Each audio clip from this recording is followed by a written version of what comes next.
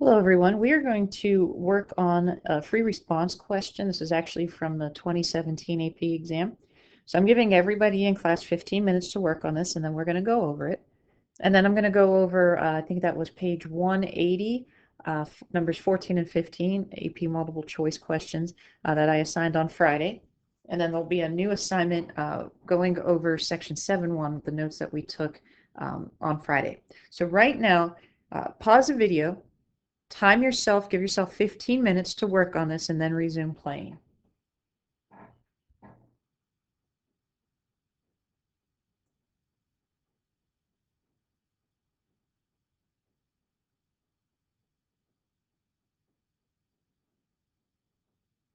All right, so hopefully you were able to work on as much as this as you can with the 15 minutes. Let's take a look.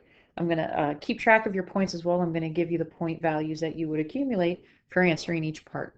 All right, so if you notice here, we're given three different functions here. We're given an equation or an expression for f of x. We're given a table for g of x and g prime of x values. And then we're given the graph of h of x. So for question A, find the slope of the line tangent to the graph of f at x equals pi. So we're going to go back to f of x right here. And the slope of the tangent line to f is equal to f prime of x. So then this becomes, we have to use the chain rule on the first part. We're going to get negative sine of 2x times 2, and then plus e to the sine of x, and then times the derivative of that exponent, which becomes times cosine x. So now f prime of pi becomes negative sine of 2 pi times 2 plus e to the sine of pi times cosine of pi. Well, what's nice is sine of 2 pi is 0, so this whole first part is 0. E to the sine of pi becomes e to the 0, which is 1. Cosine of pi is negative 1, so this just turns out to be negative 1. And you get 2 points for part A. All right, now for part B, work on this down here. Let k be the function defined by k of x is going to equal h of f of x. We want to find k prime at pi. So first what we want to do is write out what k prime of x is. And here this tells us, the way this is written, we're just going to use the chain rule. So that becomes h prime of f of x times f prime of x. And then we evaluate this at x equals pi. So we get k prime of pi is going to equal h prime of f of pi times f prime of pi. So f of pi, we have to do this off to the side. F of pi, we just go back up to f of x. So f of pi is equal to cosine of 2 pi plus e to the sine of pi. Cosine of 2 pi is 1 plus e to the 0. 1 plus 1 gives us 2. So now this becomes h prime of 2 times f prime of pi. Well, f prime of pi we found in part A. F prime of pi is negative 1. So we multiply this by negative 1. Now h prime of 2, we go up to the graph of h of x. Here's x equals 2 right here. So I'm at this point. I want to know what the slope of the tangent line is. So we have a line segment going through, and if we count, that's negative 1/3. So we get negative 1/3 times negative 1. So this gives us 1/3. We get 2 points for this problem. 1 point up here for k prime of x, 1 point for the answer. All right, let's take a look at C. Let m be the function defined by m of x is equal to g of negative 2x times h of x. We want to find m prime at 2. So we need to know what derivative rules we need to take here.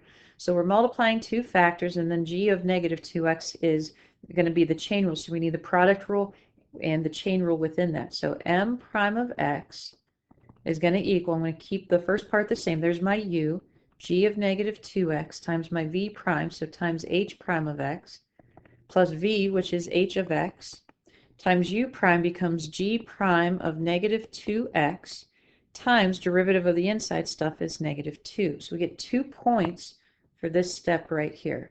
Then we need m prime of 2.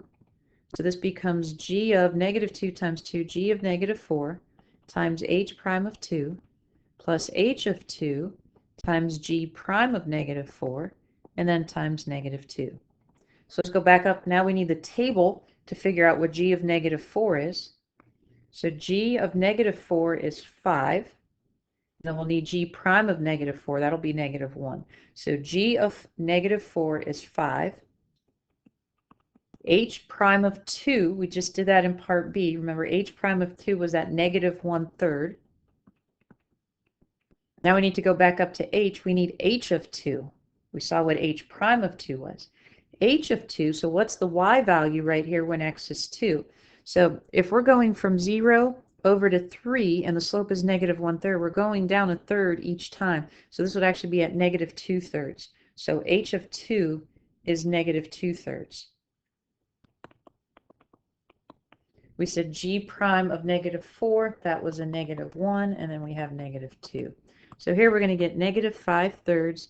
Here we're going to get negative 4/3. That's negative 9/3, which is negative 3. So we get 1 point for getting that answer. So 3 points alone on part C. I'm going to make a copy of this. Let's take a look at part D.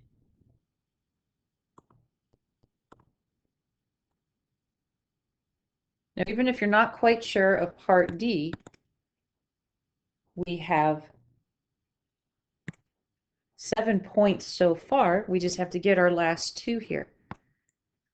All right, so for part D, is there a number C in the closed interval from negative 5 to negative 3 such that g prime of C is equal to negative 4? So this is where the slope of the tangent line is equal to the slope of the secant line at some C value between negative 5 and 3. So this is the mean value theorem. Now, even if you don't remember that, that's okay. If you remember this part and know that you have to find the slope of the secant line, you're going to get 1 more point. And getting 8 out of 9 on a free response question is quite the accomplishment here. So, all right, for part D, we're going to say for this C to happen that we need to find the slope of the secant line.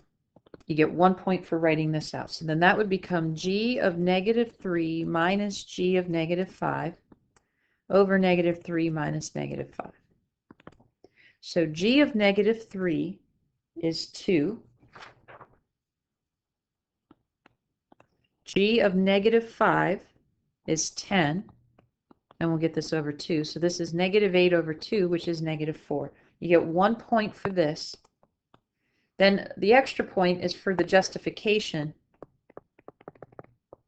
And it's okay if you don't get all this written out. But remember, the mean value theorem is saying G is continuous and differentiable on this interval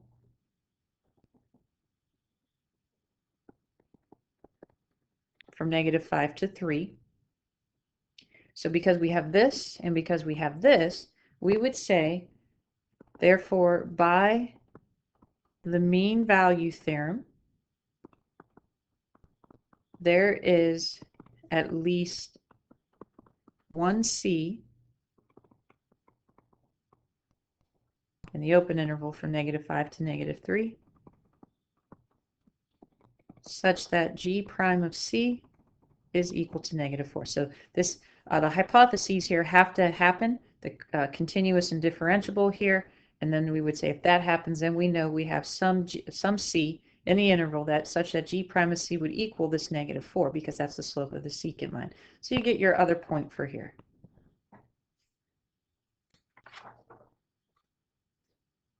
So my advice to you is just to practice this problem several more times between now and the AP exam. All right, so let's take a look. This is page 180, number 14.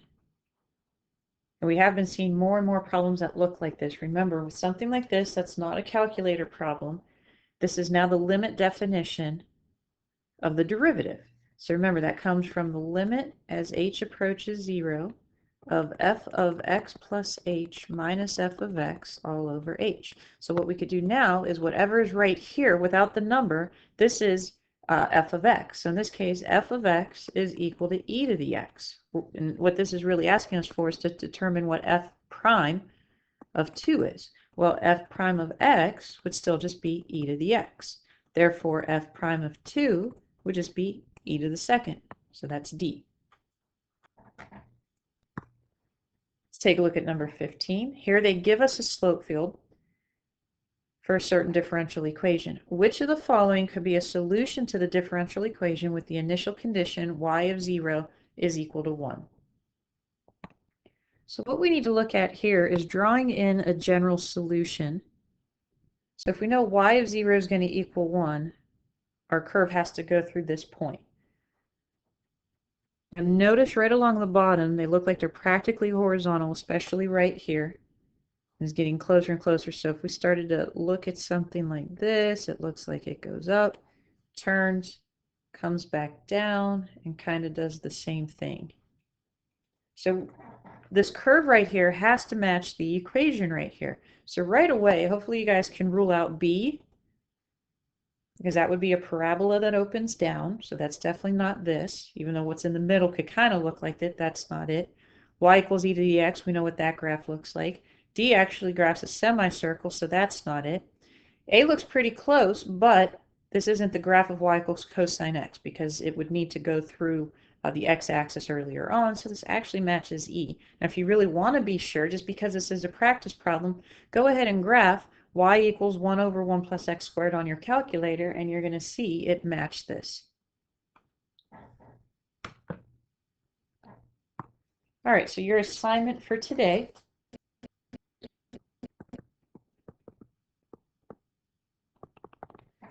is on page 371. Do 1 through 9 odd. Now tomorrow in class, I'm giving everybody, I think it's around 14 multiple choice practice problems. So just like what we did today, I'm going to time them, and then I'm going to show the answers. So I will have all that scanned in. I'll have the solutions scanned in as well for you guys to practice. This time you're going to give yourself about 30 minutes and work on those multiple choice, no calculator questions tomorrow. Your assignment for tomorrow is going to be to watch a video lesson, so I will have all of that posted.